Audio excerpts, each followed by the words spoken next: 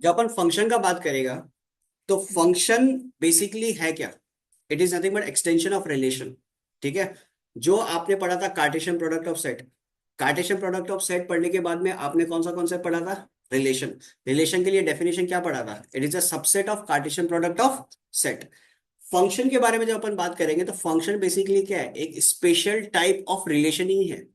जो हम लोगों ने रिलेशन में पढ़ के आया था वही सेम चीज अपने को फंक्शन में भी पढ़ना है, but with some unique properties. ठीक है। तो फंक्शन का सिंपल सिंपल डेफिनेशन के बारे में बात करेगा तो ये क्या बोलता है? It is a special type of relation. ठीक है। अब अगर अपने को इसको डिफाइन करना पड़े, किस प्रकार अपन डिफाइन कर सकते हैं, मैं एक बार डेफिनेशन पढ़ के देता हूं, उसके बाद में प्रॉपर्ली एक्सप्लेन करूंगा। ठीक है। क्या बोलता है कि x and y are two non empty set. X और वाई दो अलग अलग क्या है? Non empty set. ठीक है। Such that the subset of x cross y, subset of x cross y का मतलब क्या हो गया? X cross y is nothing but Cartesian product of set. अगर इसका सबसेट है तो उसी को अपन क्या बोलते हैं? फंक्शन बोलते हैं। ठीक है। जहां पे बोलता है कि for each small x belongs to capital x and small y belongs to capital y. कहने का मतलब क्या हो गया? स्मॉल एक्स रिप्रेजेंट कर रहा है बड़ा एक्स का जितना भी एलिमेंट्स है उसको। बड़ा एक्स का मतलब क्या हो गया? एक सेट। बड़ा वाई का मतलब क्या हो गया? वो भी एक सेट है। ठीक है। स्मॉल एक्स बेसिकली बड़ा एक्स का जितना भी एलिमेंट्स है उसको रिप्रेजेंट कर रहा है। Small y basically capital y का जितना भी एलिमेंट्स उसको रिप्रेजेंट कर रहा है। ठीक है। अब यहाँ पे चीज समझना। सोचो कि मैं आपके सामने दो सेट बना रहा हूं। एक हो गया एक्स और एक हो गया वाई। ठीक है। जो एक्स सेट है वो एक्स सेट पूरा का पूरा किसका है? नेचुरल नंबर का। मतलब एक्स सेट किसको बिलोंग कर रहा है? नेचुरल नंबर को। वाई सेट जो वो किसका है? वो भी मान लो नेचुरल नंबर का है। ठीक है। अगर दोनों का दोनों नेचुरल नंबर है मतलब एलिमेंट्स क्या क्या होने वाले हैं? 1 2 3 4 अप टू इंफिनिटी तक। यहाँ पे भी 1 2 3 4 अप टू इंफिनिटी तक। ठीक है। ध्यान से समझना। जब मैं बोलता हूं कि a function is defined from x to y, a function is defined from x to y मतलब एक्स आपका पहला सेट है और वाई आपका सेकेंड सेट है। ये बहुत इंपॉर्टेंट चीज है। अगर मैं ऐसा बोलता हूँ कि function is defined from y to x, तो उससे क्या समझ में आता है? कि वाई आपका पहला सेट हुआ और एक्स आपका सेकंड सेट हुआ। ये बात सबको समझ में आ रहा है? तो यहां पे मैं जो फंक्शन डिफाइन कर रहा हूं, function is defined from x to y. ठीक है। तो एक्स सेट का जितना भी एलिमेंट्स है, जितना भी एलिमेंट्स का मतलब एक्स सेट किसको बिलोंग कर रहा है? नेचुरल नंबर को। तो एक्स सेट का जितना भी एलिमेंट्स है उसको बोलते हैं क्या? डोमेन। क्या बोलेंगे उसको? डोमेन। ठीक है। वाई सेट का जितना भी एलिमेंट है उसको बोलेंगे अपन कोडोमेन। तो इससे अपने को क्या समझ में आया? कि पहला सेट का सारा एलिमेंट्स को क्या बोला जाएगा? डोमेन। दूसरा सेट का सारा एलिमेंट्स को क्या बोला जाएगा? कोडोमेन। यहां तक बात समझ में आ रहा नहीं आ रहा? If a function is defined from x to y where x and y both are non empty set. ठीक है। तो एक्स सेट का सारा एलिमेंट्स को क्या बोलेंगे? डोमेन। वाई सेट का सारा एलिमेंट्स को बोलेंगे कोडोमेन। ठीक है। अब मैं आपके सामने एक फंक्शन डिफाइन कर रहा हूं। ठीक है। मान लो कि f of x is equal to, मैंने लिखा एक्स स्क्वायर।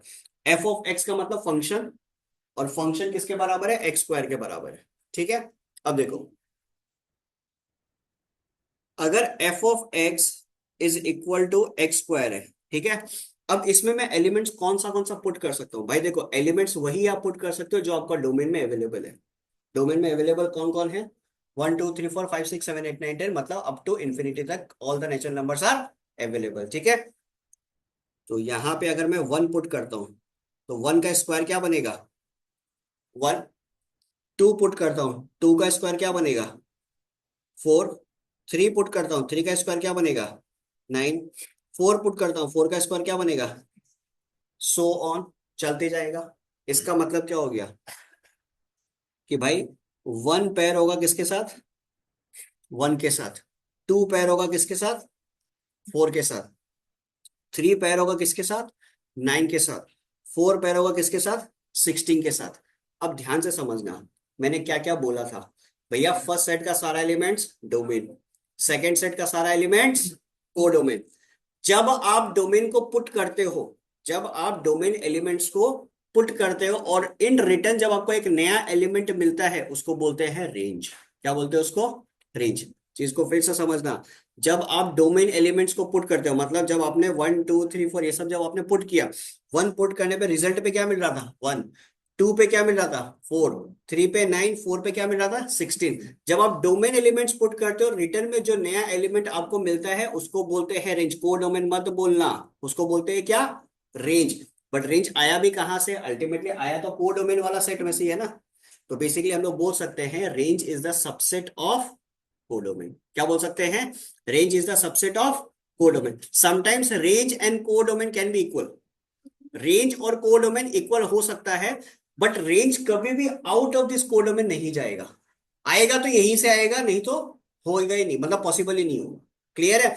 अब जैसे कि मैंने बोला कि रेंज और कोडोमेन एक जैसा हो सकता है, कब हो सकता है? अगर मैं ऐसा केस ले लूं, f of x is equal to x का केस लूं, सोचो तब होगा। वही सब सारा एलिमेंट्स के लिए सेम होगा। 1 पुट करने पे 1, 2 पे 2, 3 पे 3, 4 पे 4। आ रहा है नहीं आ रहा है? तो यहां पे हम बोल सकते हैं क्या कि भाई डोमेन, को डोमेन और रेंज दोनों का दोनों क्या हो गया? बराबर।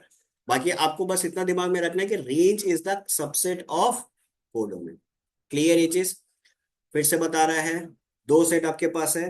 पहला सेट का सारा एलिमेंट्स को क्या बोलते हैं? डोमेन। सेकेंड सेट का सारा एलिमेंट्स को कोडोमेन। जब आप एक फंक्शन डिफाइन करते हो तो फंक्शन पे जो इनपुट डालते हो, इनपुट जिस वैल्यूज को आप डालते हो वो वैल्यू कौन सा होता है? डोमेन का। इन रिटर्न जो वैल्यू आपको मिलेगा उसको क्या बोलते हैं? रेंज। तो कभी भी ऐसा सिनेरियो अगर ऐसे लिखा हुआ है, मतलब 1,1, ठीक है, 2,4, 3,9, 4,16, तो इसको देखते ही आपके दिमाग का बत्ती जलना चाहिए कि भैया फर्स्ट एलिमेंट्स जो लिखा हुआ है वो सारा का सारा क्या है? डोमेन। उसके बाद जो ये सारा एलिमेंट्स लिखा हुआ वो क्या है? रेंज।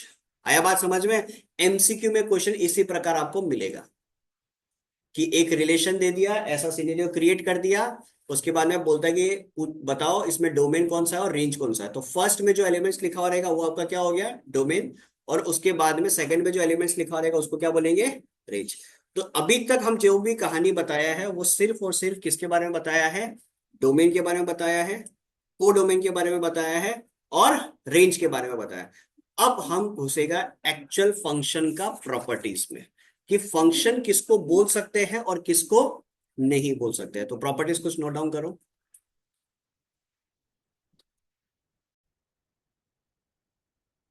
तो ये अपना कुछ फीचर्स है फंक्शन का, इसमें पहला प्रॉपर्टी क्या बोलता है?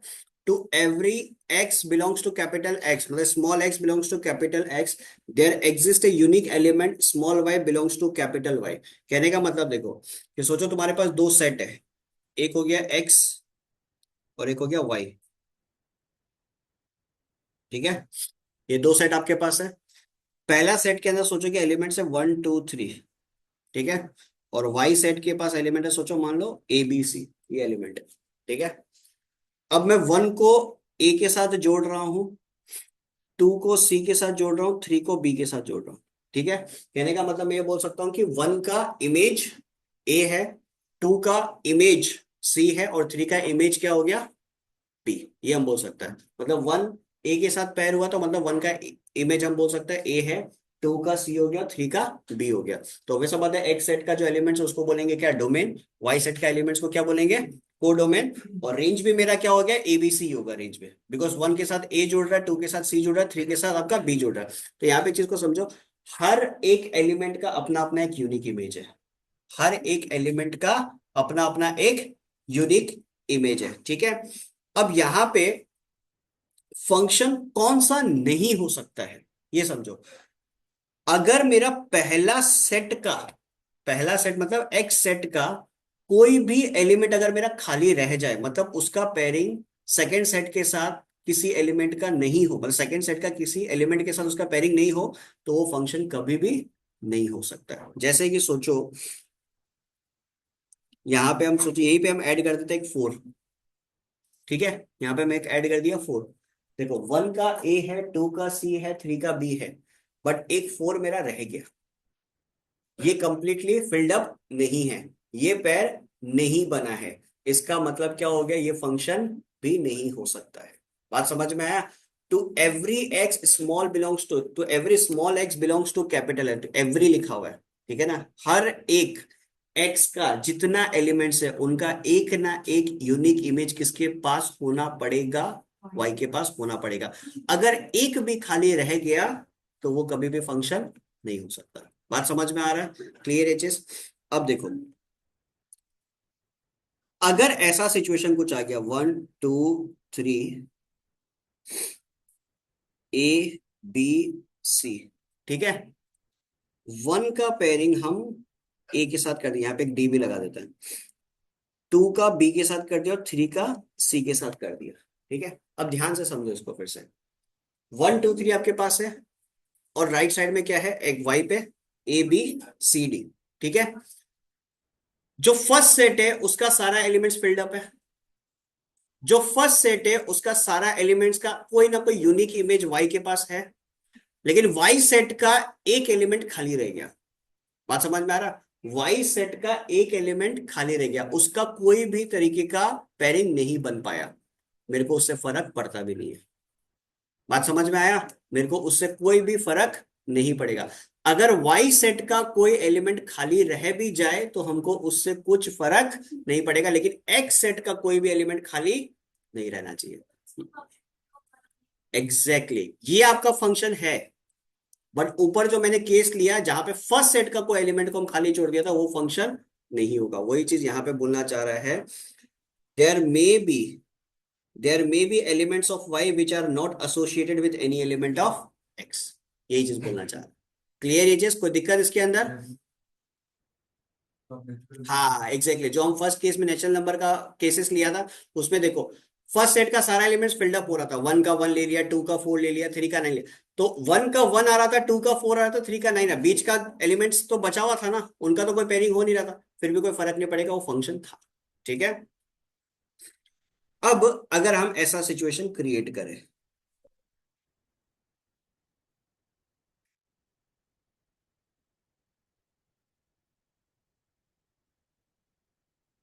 ठीक है, 1 का ए है, 1 का बी है और 1 का ही सी है। अगर ऐसा सिचुएशन मेरा कुछ क्रिएट हो जाए, ये फंक्शन नहीं होगा।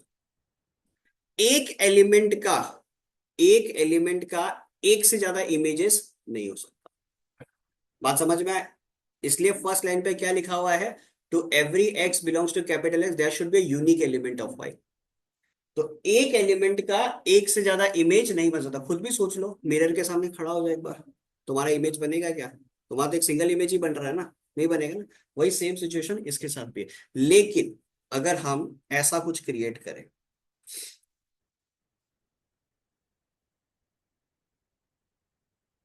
1 2 3 ABC, ये फंक्शन है, दोनों में डिफरेंस समझ में आ रहा है? ये फंक्शन है। अब बताता है, नेचुरल नंबर का केस लिया था, हम नेचुरल नंबर को बदल के इंटीजर कर देता है, ठीक है। इंटीजर पे तो नेगेटिव नंबर्स भी आ जाएगा, जीरो भी आ जाएगा और पॉजिटिव नंबर्स भी आ जाएगा। -1 का स्क्वायर, 1 का स्क्वायर, आया बात समझ में? मतलब दो डिफरेंट एलिमेंट्स का एक इमेज हो सकता है, बट एक एलिमेंट का दो डिफरेंट इमेज नहीं हो सकता है। सिंपल सा चीज अगर समझना है, ठीक है, ध्यान से सुनना। देखो, एक बाप का 3 बच्चा हो सकता है, एक बच्चा का 3 बाप बायोलॉजिकली नहीं हो सकता। है बात समझ में? क्योंकि तुम लोग का दिमाग कहाँ तक चला जाएगा फिर अपने को समझ में आता है ना। तो ये बात समझ में आया कि कौन सा फंक्शन हो सकता है और कौन सा फंक्शन नहीं हो सकता है। ऊपर वाले में सिनेरियो क्या बन रहा था, एक बच्चा 3 बाप, पॉसिबल नहीं है। नीचे में क्या बन रहा था, 3 बच्चा 1 बाप, ये पॉसिबल है। मतलब डिफरेंट एलिमेंट्स का सेम इमेज हो सकता है, बट एक सिंगल एलिमेंट का डिफरेंट डिफरेंट इमेजेस पॉसिबल नहीं है। क्लियर है चीज, कोई दिक्कत इसके अंदर? तो ये कहानी था आपका फंक्शंस का, फीचर्स का। क्या चीज?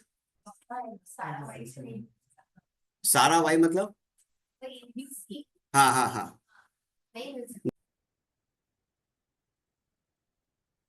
तो एक्सरसाइज 9.1 का पहला सवाल आप लोग देखिए, which of the following relation are function, give reason if it is a function, determine its domain and range.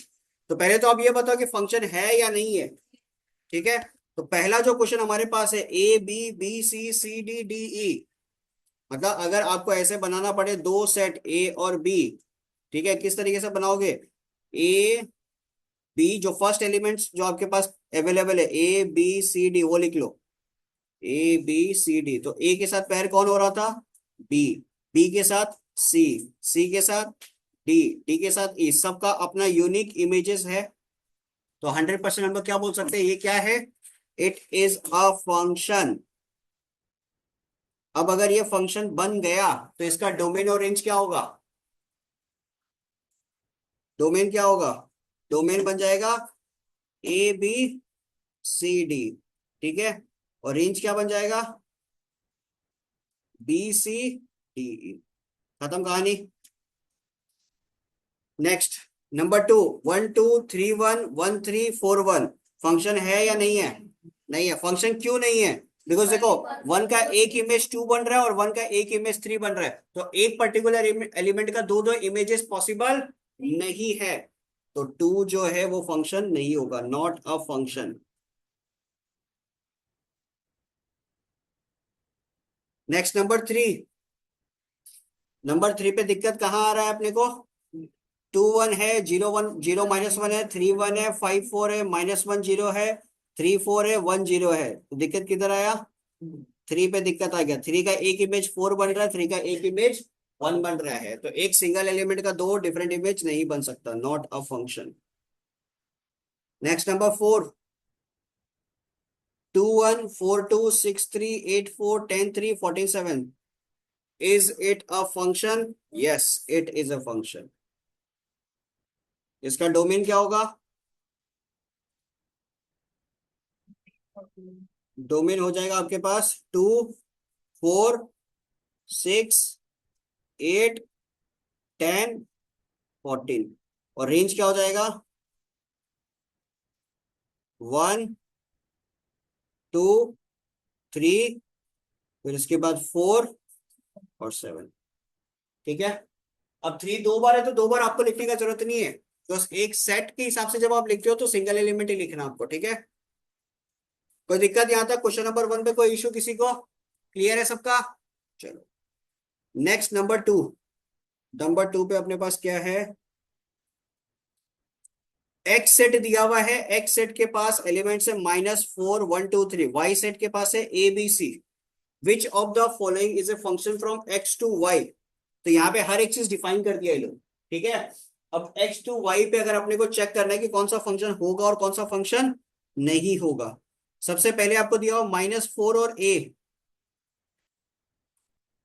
अच्छा, ये लिखने का जरूरत ही नहीं है, डायरेक्ट देखिए बता सकते हैं ना। -4 और ए, 1 A 2 B, क्या ये फंक्शन हो सकता है क्या? नहीं हो सकता है। क्यों नहीं होगा? आप ऐसे सोचो भाई, एक्स है वाई है, ठीक है, एक्स पे आपके पास -4 1 2 3, वाई के पास क्या है? ए बी सी। -4 को तो ए के साथ पैर कर दिया, 1 को पैर कर दिया ये लोग अगेन ए के साथ, 2 को पैर कर दिया बी के साथ, लेकिन 3 आपका अकेला रह गया। 3 को पेयरिंग किसी के साथ किया ही नहीं, तो इसका मतलब not a function. Next, number 2, -4 को बी के साथ कर दिया, 1 को भी बी के साथ कर दिया, चलो बढ़िया। 2 को ए के साथ किया, 3 को सी के साथ किया, तो ये फंक्शन हो सकता है। कोई भी एलिमेंट अपना फर्स्ट सेट का खाली नहीं है। नेक्स्ट, नंबर 3, -4 को ए के साथ कर दिया, 1 को ए के साथ कर दिया, 2 को बी के साथ कर दिया, 3 को सी के साथ कर दिया, दिक्कत क्रिएट कर दिया यहाँ पे ये 1, 1 का इमेज ए भी बन रहा है, 1 का इमेज बी भी बन रहा है, जो पॉसिबल नहीं है, सो नॉट अ फंक्शन। बोलो यहां तक कोई दिक्कत किसी को? इजी, क्लियर है सबका? चलो नंबर 3 पे देखो। क्वेश्चन नंबर 3 पे आपको क्या दिया हुआ है? क्वेश्चन नंबर 3 पे आपके पास अवेलेबल है, एक फंक्शन डिफाइंड है, f of x is equal to x square plus one. जहां पे एक्स किसको बिलोंग कर रहा है? एक्स कौन से एलिमेंट्स को बिलोंग कर रहा है? -1, 0, 1 और 3। अब ये लोग बोलते हैं कि list the elements of F. List the elements of F मतलब फंक्शन का एलिमेंट्स आप बताओ। लेकिन कैसे बताएंगे भाई? ये एलिमेंट्स पुट करके बताएंगे। ठीक है, जब आप -1 पुट करोगे तो क्या आएगा रिटर्न में? -1 का स्क्वायर प्लस वन। -1 का स्क्वायर क्या होता है? 1। 1 प्लस 1 2। 0 पुट करो, 0 का स्क्वायर प्लस 1 क्या हो गया? 1। 1 पुट करो,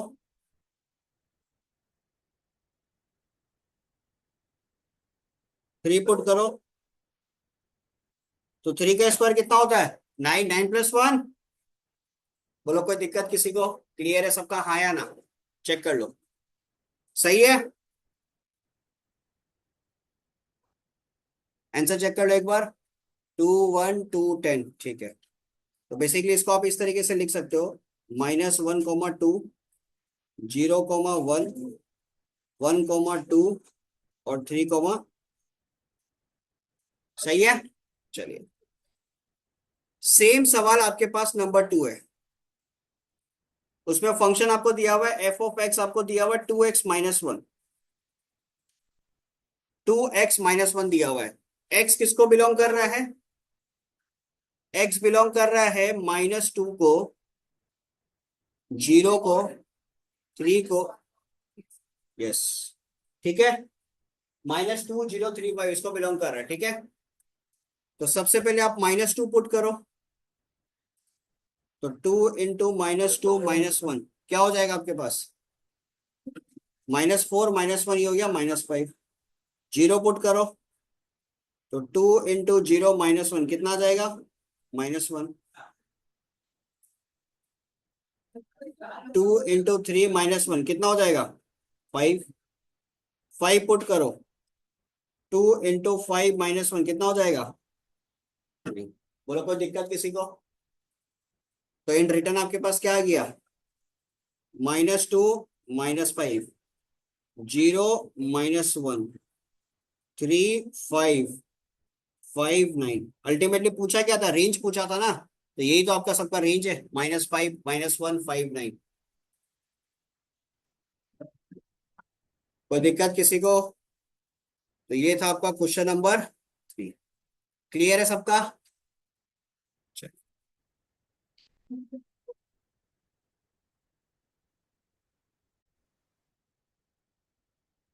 नेक्स्ट, क्वेश्चन नंबर 4 पे आपको क्या दिया हुआ है? The adjacent arrow diagram represent a relation. ठीक है, list the pairs that satisfy the relation. Is this relation a function? Also find the rule for the above correspondence. तो यहाँ पे ये सिनेरियो आपको दिया हुआ है, -1 पेयर हो रहा है 1 के साथ, 0 पेयर हो रहा है 0 के साथ, ठीक है। 1 भी 1 के साथ पेयर हो रहा है, 2 4 के साथ हो रहा है, -2 4 के साथ हो रहा है। तो एक चीज तो क्लियर है, फंक्शन तो है, ठीक है। अब बोल रहे हैं कि फंक्शन है तो कैसा फंक्शन है? तो ये फंक्शन इस टाइप का कुछ दिखाई दे रहा है आपको, f of x equal to x square, आया ना?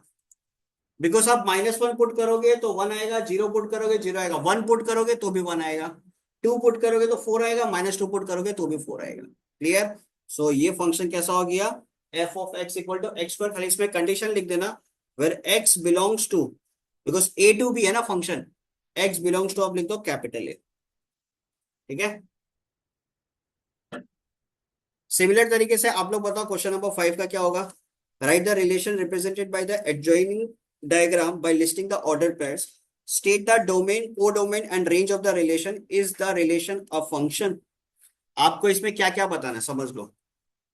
क्या ये जो रिलेशन दिया वो फंक्शन है? पहला चीज, अगर हुआ तो उसमें आप डोमेन बताओ, कोडोमेन बताओ और रेंज बताओ। ठीक है, तो पहले तो ये समझो कि फंक्शन है क्या। पी को 3 के साथ पेयर करवा दिया, क्यू को 7 के साथ करवा दिया, आर को भी 7 के साथ करवा दिया, एस को 1 के साथ करवा दिया। एक चीज तो क्लियर है, फंक्शन तो है। ठीक है। अगर इसका डोमेन का बात करेगा तो डोमेन क्या क्या हो जाएगा? P, Q, R, S. ठीक है। को डोमेन का बात करेगा क्या हो जाएगा? 1, 3, 5, 7। क्लियर। रेंज का बात करेगा क्या क्या हो जाएगा? रेंज हो जाएगा 1, 3 और 7। इतना ही चीज पूछ रहा था। और रिलेशन बनाने भी बोला होगा तो रिलेशन भी बना लो फिर। तो रिलेशन क्या हो जाएगा? पी के साथ कौन है? 3 है। क्यू के साथ है 7। आर के साथ है 7 और एस के साथ है। क्लियर ये चीज? कोई दिक्कत इसमें किसी को? सेम तरीके से क्वेश्चन नंबर 6 आप लोग करो। एकदम सेम तरीका है, ट्राई करो।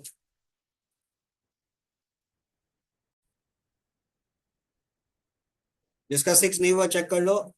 पहला बोलता है कि list the domain of F.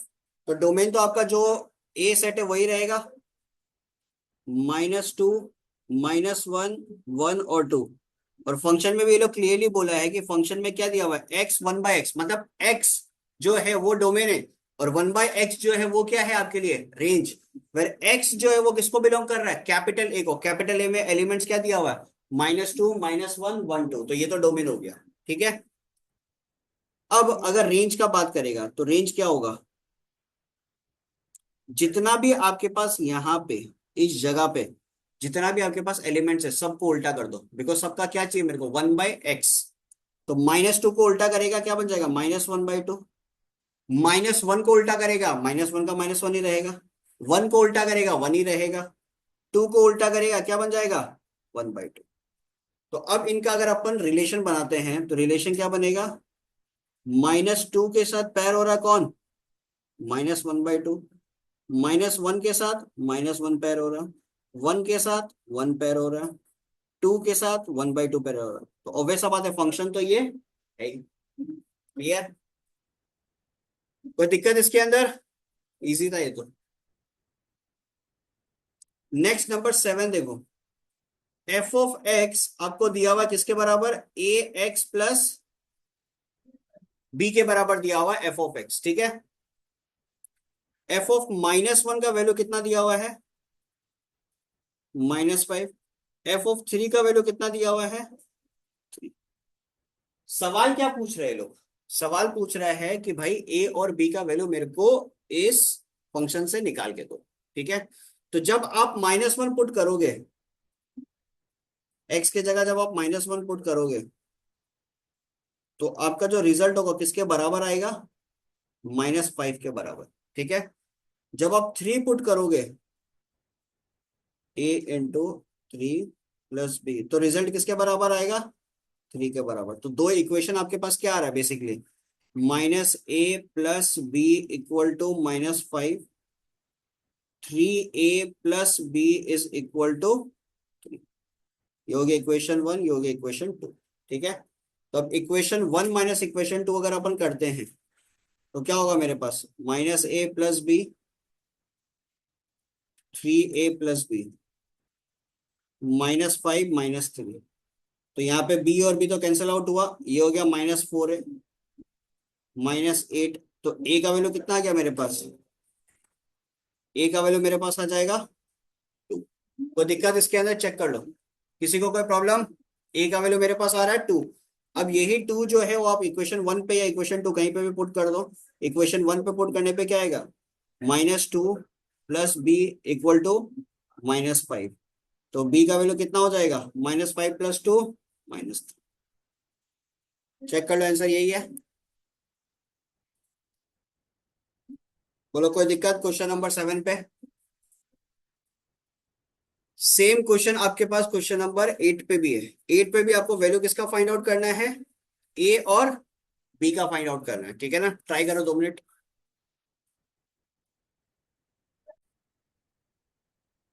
Question number 8 देखो, जिस जिसका नहीं हुआ। If a function f from R to R is defined by, function define कैसे किया हुआ है? एक्स है, 3x-5 है, ठीक है, where x belongs to R. Find the values of a and b given that a4 and 1b belong to F. a4 and 1b belong to F. तो a का वैल्यू तो सीधा सीधा यहाँ पे अपन पुट करेंगे, तो एक बन जाएगा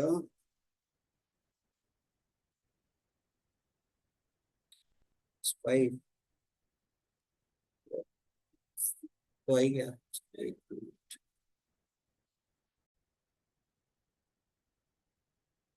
यहाँ पे x 3x-5 है, इसका कंपैरिजन इसके साथ करो a4 के साथ, ठीक है, तो x equal to a 3x-5 is equal to 4, ठीक है, तो यहां से x का वैल्यू आ जाएगा 3x इक्वल टू क्या आ जाएगा 9, x इक्वल टू कितना आ गया 3, तो x इक्वल टू 3 आ गया, मतलब a का वैल्यू कितना आ गया,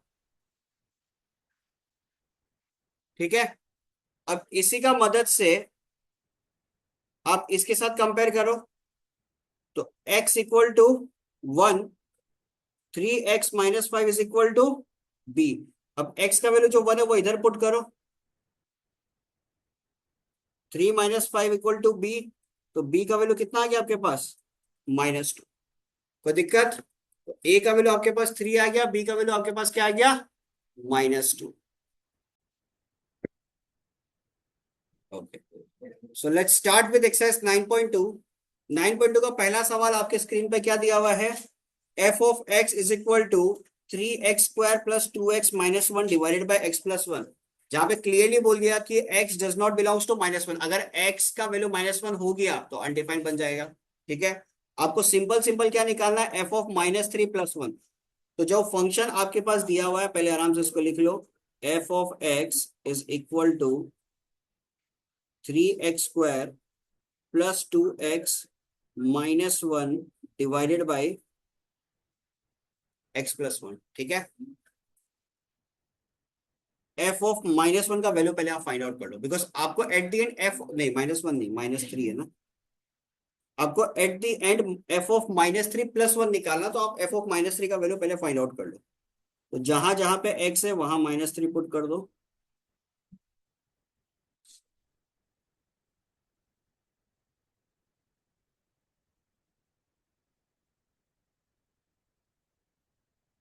ठीक है। -3 का स्क्वायर कितना हो गया 9, 9 3 जा 27, 27 -6-1 डिवाइडेड बाई -3+1 कितना होता है -2, तो 27 -7 20, 20 डिवाइडेड बाई -2 कितना हो गया अपने पास -10। बोलो कोई दिक्कत किसी को, बट क्वेश्चन में निकालने क्या बोला था, क्वेश्चन में आपको निकालने बोला था f ऑफ -3+1, तो बेसिकली क्या आ जाएगा -10+1 अपने पास आ गया क्या -9। बोलो कोई दिक्कत किसी को, क्लियर है सबका, हाँ या ना, क्लियर। अगला सवाल वो भी आसान है। अगला सवाल पे आपको फंक्शन दिया हुआ है 3x-2, ठीक है, जिसमें आपको वैल्यू फाइंड आउट करना है f ऑफ -3 का, f ऑफ 0 का और f ऑफ 7 का। तो एक तरफ आप f ऑफ -3, f ऑफ 0 और f ऑफ 7 का वैल्यू फटाफट फाइंड आउट कर लो,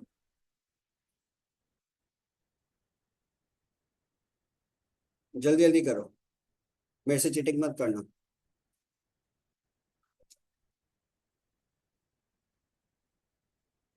3x-2, तो -3 का वैल्यू निकालेगा,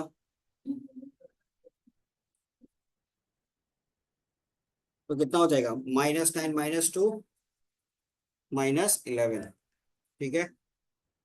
फिर f ऑफ 0 का निकालेगा, तो 3 × 0 -2, तो ये आ गया -2। फिर f ऑफ 7 का निकालेगा, 3 × 7 -2, 7 3 21, 21 -2 19, ठीक है। तो अब आपको वैल्यू फाइंड आउट करना था f of -3 plus f of 0 into f of 7 का, तो f ऑफ -3 पे आप पुट करो -11, f ऑफ 0 पे आप पुट करो -2, f ऑफ 7 पे आप पुट करो 19, तो -11 -38, तो हो जाएगा -49। इजी। यहां तक कोई दिक्कत किसी को? नेक्स्ट क्वेश्चन नंबर 3 आपको दिया हुआ है, f of x is equal to x cube minus one. ठीक है, और एफ एक्स का वैल्यू दिया हुआ 215। आपको वैल्यू फाइंड आउट करना है किसका? एक्स का। तो ये भी आसान है।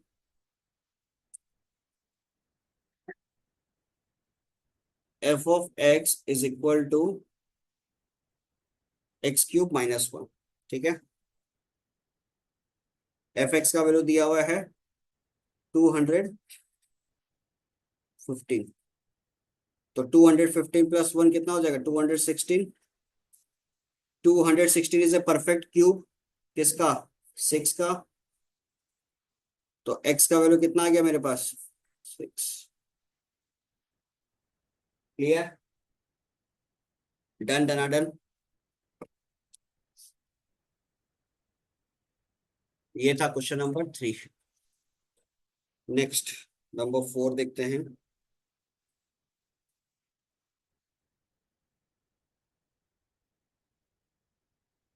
क्वेश्चन नंबर 4 पे आपको फंक्शन क्या दिया हुआ है? F of x is equal to x square plus 3। तो यहाँ पे ध्यान देना, एक कंडीशन लिखा हुआ है कि x जो है वो किसको बिलोंग कर रहा है? नेचुरल नंबर को। ठीक है, x नेचुरल नंबर को बिलोंग कर रहा है, उसके साथ साथ बोल दिया कि x less than equal to what? 5। तो x का आप कौन सा वैल्यूज को ले सकते हो? 1, 2, 2 3 4। 4, 5। x less than equal to 5 है तो आप 5 को इंक्लूड करोगे। लेस देन 5 होता तो 5 को इंक्लूड नहीं करते। ठीक है, अब सवाल पूछा find the range of f।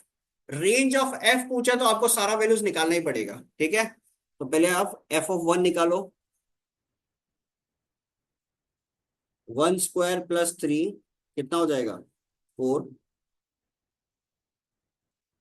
फिर 2 स्क्वायर प्लस 3 कितना हो जाएगा? 7। 3 पुट करोगे। 3 स्क्वायर प्लस 3 कितना हो जाएगा? ये 3 का स्क्वायर 9, 9 प्लस 3 12।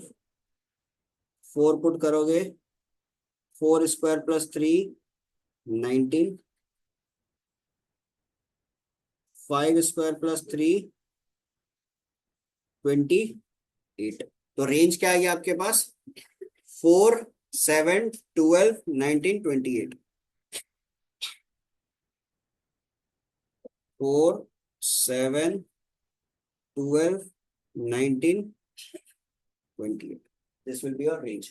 ठीक है, नेक्स्ट दूसरा सवाल क्या? Find F2 into F5। ये तो आसान है। F2 into F5। तो F2 का वैल्यू कितना दिया हुआ है? 7। F5 का वैल्यू कितना निकाला अपन? 28। तो 28 इंटू 7 अगर अपन करते हैं तो कितना आएगा? 28 इंटू 7 196। फिर उसके बाद में अगला सवाल क्या है? Does f of -3 exist? No.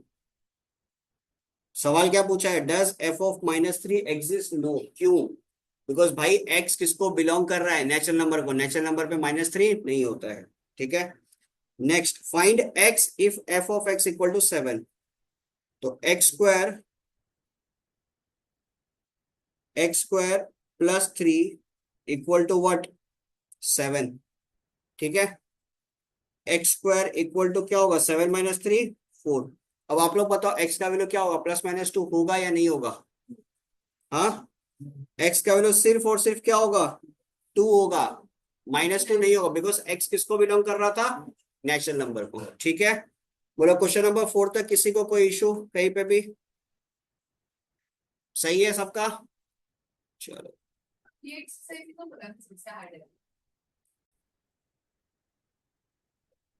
So next question number 5 देखिए। क्वेश्चन नंबर 5 पे आपको निकालना क्या है? इधर ध्यान दो, इधर ध्यान दो। Find the domain of the following real function. Find the domain of the following real function.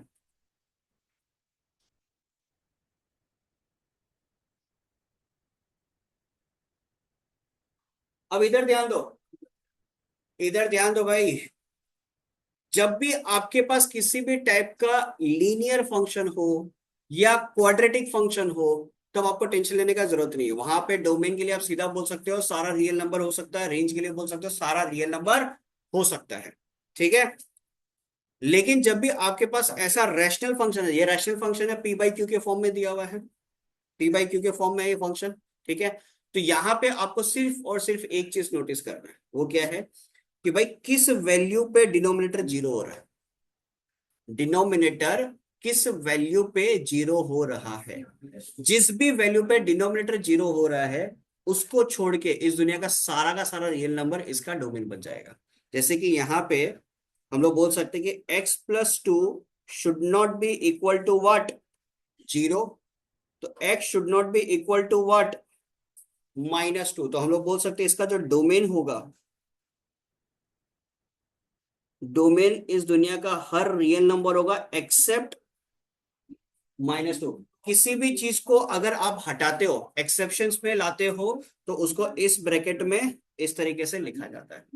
Clear, ये चीज बात समझ में आ रहा है। तो इस पे अपने को कैसे समझना है कि भाई जिस वैल्यू पे आपका डिनोमिनेटर जीरो हो रहा है उस वैल्यू को आपको पूरी तरीके से हटाना पड़ेगा, उसके सिवा इस दुनिया का सारा रियल नंबर इसका डोमेन बन सकता है। डोमेन है क्या? Domain is nothing but the input elements ना, जो वैल्यूज आप पुट कर सकते हो। अब खुद सोचो, अगर आप यहाँ पे जीरो पुट करो आपको कुछ ना कुछ वैल्यू निकाल के देगा ये। जीरो अगर आप पुट करते हो तो कुछ ना कुछ वैल्यू निकाल के देगा। 0-4 डिवाइडेड बाई 0+2, तो -4/2 कितना हो गया, -2। इसका मतलब जीरो पे वैल्यू क्या मिल रहा है, -2। तो उस तरीके से इस दुनिया का सारा रियल नंबर पे कुछ ना कुछ वैल्यूज तो ये तुमको निकाल के देगा। लेकिन अगर -2 पुट कर दिया तो ये फंक्शन क्या बन जाएगा, अनडिफाइंड। बिकॉज -2 + 2 क्या होता है, जीरो, और डिनोमिनेटर में अगर जीरो आ गया तो ये बन जाएगा अनडिफाइंड। बात समझ में आ रहा है, क्लियर ये चीज। नेक्स्ट क्वेश्चन देखो। नेक्स्ट क्वेश्चन में आपके पास क्या है, आर माइनस है, माइनस मतलब आर माइनस ब्रैकेट में -2 जब हम लोग लिखते हैं उसके उसका मतलब क्या हो गया कि सारा रियल नंबर इसका डोमेन है एक्सेप्ट, माइनस जब लिख देते हो एक्सेप्ट -2, ठीक है। इस तरीके से लिखना है।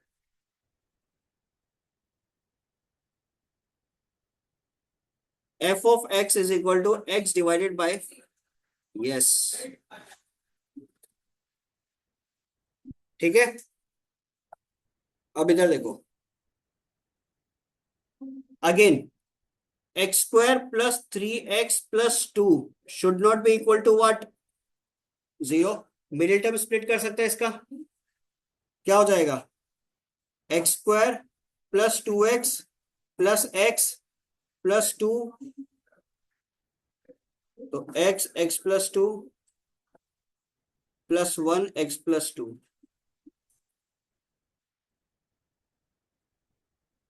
x+1 x+2। तो x का एक वैल्यू आ रहा है -1 और x का एक वैल्यू आ रहा है -2। मतलब ये दो वैल्यू अगर इस फंक्शन पे पुट किया तो फंक्शन क्या बन जाएगा, अनडिफाइंड। तो हम लोग क्या बोलेंगे, इसका डोमेन क्या होगा,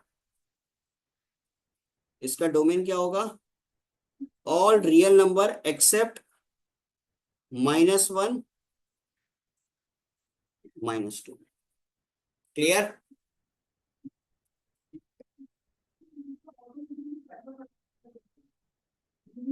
कोई दिक्कत इसके अंदर। सेम तरीके से 5 का 3 बताओ तो देख के आंसर बता देगा तुम लोग।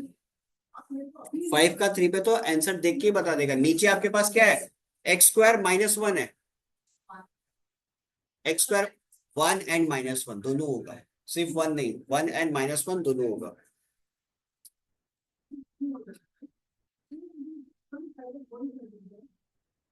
नंबर 3 पे f(x) is equal to x³ - x +3 divided bye,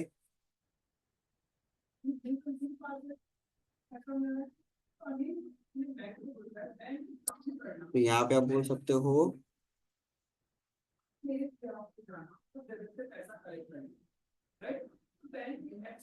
ठीक है। तो x should not be equal to +-1, तो इसका डोमेन हो जाएगा क्या, all real number except -1 and +1। Clear ये चीज? कोई दिक्कत इसमें किसी को?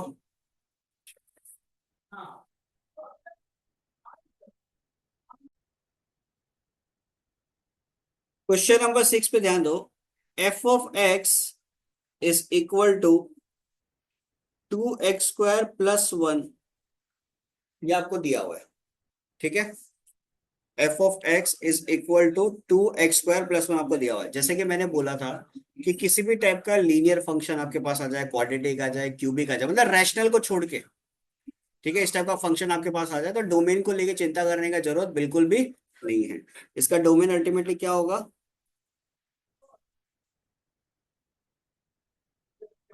All real numbers.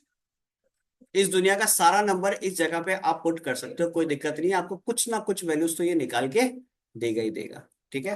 अब बात आता है रेंज। रेंज कैसे निकालेंगे? एक तरीका है कि भाई सीधा सीधा आप क्या करो, ऑब्जर्वेशन मेथड से रेंज बता दो, ठीक है। ऑब्जर्वेशन मेथड का मतलब क्या हो गया कि भाई यहाँ पे मेरे को नजर आ रहा है x², ठीक है। अब इस x पे हम पॉजिटिव वैल्यू पुट करो या नेगेटिव वैल्यू पुट करो, ये हमेशा मेरे को रिटर्न में क्या देगा? पॉजिटिव ही देगा। पॉजिटिव मल्टीप्लाई बाय पॉजिटिव +1, मतलब ये पूरा आंसर हमेशा किस में रहने वाला है?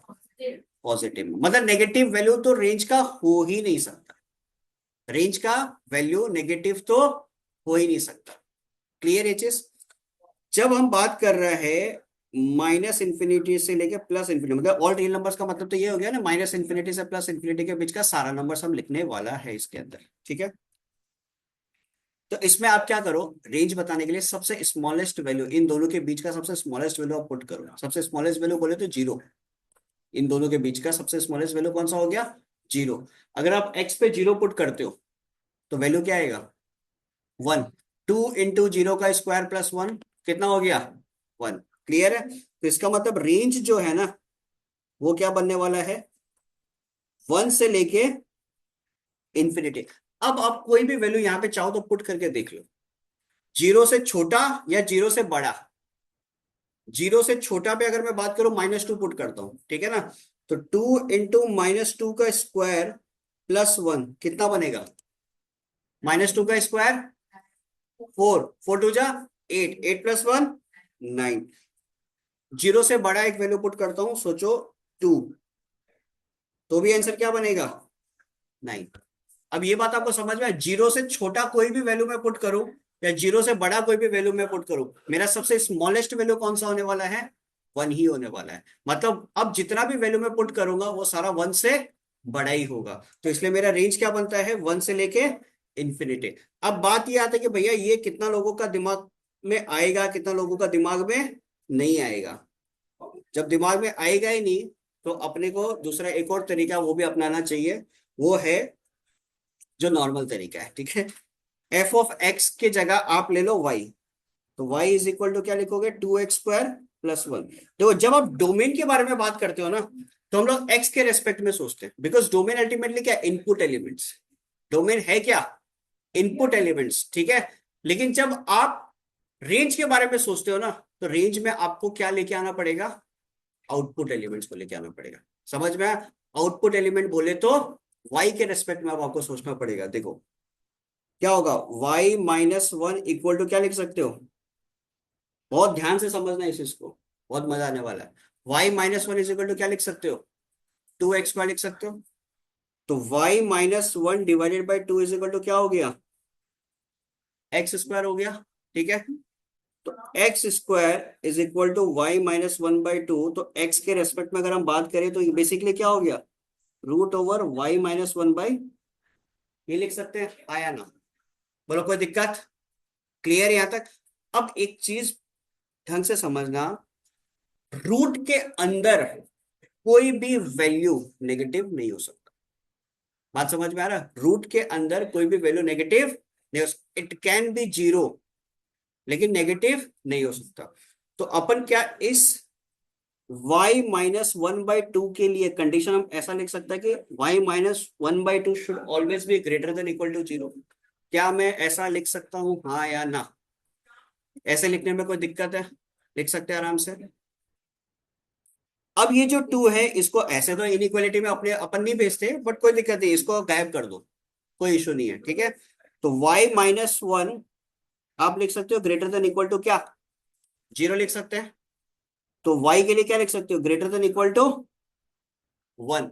तो ये चीज क्लियर हो गया कि y का जो वैल्यू वो हमेशा क्या होगा, 1 या 1 से बड़ा। y किसको रिप्रेजेंट करता है, रेंज को रिप्रेजेंट, x डोमेन को रिप्रेजेंट करेगा, लेकिन y किसको रिप्रेजेंट करता है, रेंज को। तो अपना रेंज क्या हो जाएगा, 1 से लेके इन्फिनिटी। बोलो बात समझ में आ रहा नहीं आ रहा, क्लियर है हाँ या ना। सिंपल सा चीज समझना भाई, एक्स जो है, जब अपन एक्स के रेस्पेक्ट में बात करते हैं वो डोमेन एलिमेंट्स को रिप्रेजेंट करते हैं। जब अपने को रेंज निकालना होता है, पूरा का पूरा कंडीशन वाई में बदलना पड़ेगा। जैसे ही मैंने वाई में बदला तो मेरे को ये सिनेरियो मिल रहा है। अब ये सिनेरियो जब मेरे सामने खड़ा है, तो यहाँ पे मेरे को बहुत अच्छे से पता है कि भाई रूट के अंदर का जो वैल्यू होता है वो कभी नेगेटिव नहीं हो सकता। तो मतलब इसके लिए मेरा कंडीशन क्या बनेगा कि भाई y-1/2 should always be what, greater than equal to 0। क्लियर है चीज। ये 2 को मैंने गायब किया, y-1 greater than equal to 0 बना, y greater than equal to बन गया 1। तो मेरा रेंज आ चुका है। अब यही मेरा रेंज है। रेंज के लिए मैं क्या लिख सकता हूँ कि रेंज का जो वैल्यू होगा वो हमेशा क्या होगा, 1 से लेके इंफिनिटी के बीच में ही होगा। क्लियर ये चीज, कोई दिक्कत यहाँ तक, क्वेश्चन नंबर 6 तक क्लियर है सबका। तो डोमेन रेंज निकल गया। अब नेक्स्ट पार्ट क्या बोलता है, also find f(-2) and the numbers which are associated with the number 51 in its range. ये तो आसान क्वेश्चन है। f(-2) में क्या हो जाएगा, f(x) इज इक्वल टू मेरे पास है क्या, 2x² + 1, ठीक है। तो f(-1) जब मैं पुट करूंगा तो क्या आ जाएगा, 2 × -1 का स्क्वायर +1। तो बेसिकली मेरे पास आ गया क्या, -1 ही बोला ना भाई, ओ सॉरी -2। तो -2 का स्क्वायर 4, ये हो गया 5। क्लियर। और दूसरा क्वेश्चन क्या पूछ रहा है, ओ वाओ 9, ठीक है। अब दूसरा क्वेश्चन क्या पूछ रहा है, also find the number which are associated with 51 as its range. तो f(x) is equal to 2x² + 1 equal to क्या लिख सकते हो आप, 51। तो 2x² इक्वल टू आप क्या लिख सकते हो, 50। x² इक्वल टू क्या आ गया, 25। x का वैल्यू मेरे पास क्या आ जाएगा, +-5। यहाँ पे आपको गलती नहीं करना है। इनफैक्ट क्वेश्चन खुद बोलता है फाइंड द नंबर्स, ठीक है ना, इसके साथ जो एसोसिएटेड है। और ऑब्वियस सा बात है भाई, डोमेन क्या है, सारा का सारा रियल नंबर। तो रियल में -5 भी आ सकता है और +5 भी आ सकता है, ठीक है। तो अपने पास यहाँ पे एक सिचुएशन क्या आ जाएगा, -5 एंड +5। बोलो क्वेश्चन नंबर 6 तक कोई दिक्कत। चलो, तो क्वेश्चन नंबर 6 तक अपन आज एंड करते हैं, नेक्स्ट क्लास में कंटिन्यू करेंगे 7 के साथ।